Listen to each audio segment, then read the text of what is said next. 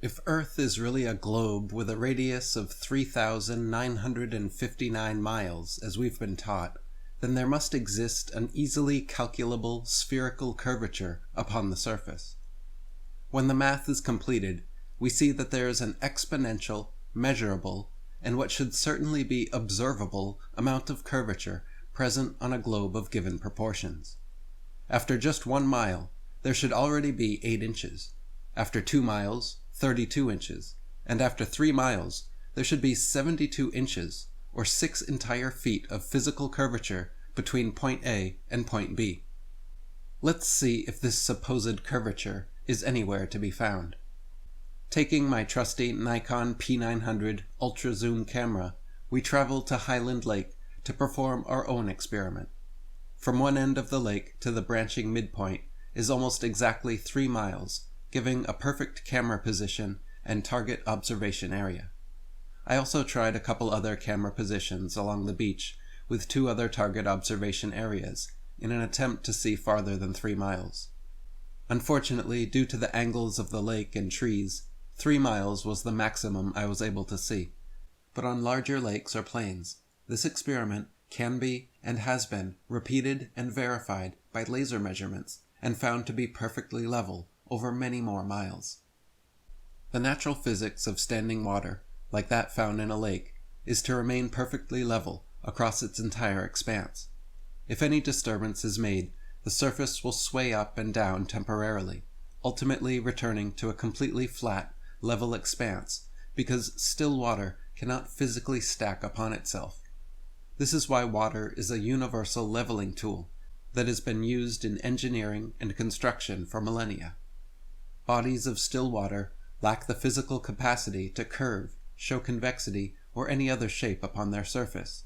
But the globe defies this empirically demonstrable fact by claiming all of Earth's lakes, rivers, ponds, and oceans are impossibly bending around stuck to a sphere. Does it appear that the water at one end of the lake is 6 feet lower than the water at my feet? We shouldn't even be able to see the opposite shoreline, docks, boats, chairs, and grass, if that was the case. Watch as I zoom back out from this house and it eventually disappears into the horizon. If this house was a boat retreating from shore, most globe believers would claim it was disappearing over the curvature of the Earth by now.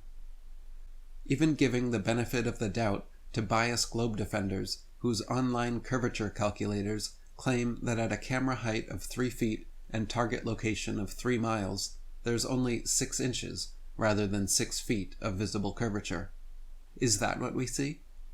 Is the lake water somehow defying the laws of physics and curving down 6 inches from one end to the other? The reality is that on much larger lakes, with even longer zooms, the entire surface expanse and opposing shoreline are completely visible without any curvature present whatsoever. Try it for yourself. Take a camera with a decent zoom function to a lake, some open plains, or atop a mountain. Check your location and target observation, then measure them out in Google Maps. Input your camera height and target distance into an Earth curvature calculator, and find the target hidden height, meaning the amount of curved Earth that should be obstructing the view to what you're looking at. If you're able to see objects and locations that are below the target hidden height, then you are demonstrating observable proof that Earth cannot be a globe of given proportions. The reality is that from mountaintops, on plains, and high-altitude balloons, hundreds of miles of flat horizon can be seen all around, where there should already be thousands of feet of spherical curvature present. If you do the math pertaining to these locations and observations, and are honest with yourself, you will find that Earth simply cannot be a globe.